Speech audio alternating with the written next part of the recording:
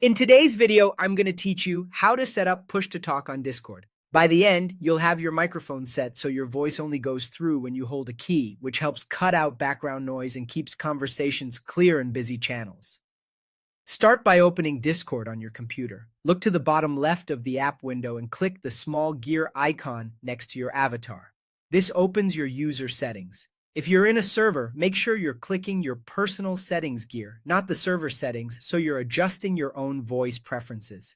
In the settings menu, find and select Voice and Video on the left side. This is the control center for your microphone and speakers. You'll see input and output options, device selections, and a few modes that control how your mic activates. Find the section labeled Input Mode. Here, you'll see options like Voice Activity and Push to Talk. Select Push to Talk. With voice activity, Discord automatically opens your mic when it detects sound. With push to talk, you control exactly when you're heard by holding a key.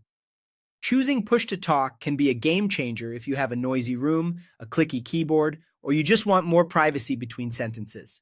Next, set your keybind. Click the button that says Record Keybind or Shortcut. Press the key you want to use to talk. This can be a keyboard key like T or caps lock, or a mouse button if your mouse supports it. Pick something comfortable to hold and easy to reach, but not a key that you constantly need for movement or critical game actions. Once you've pressed your chosen key, click Stop Recording to lock it in. You should see your selected key listed, confirming it's saved. Now, let's test it.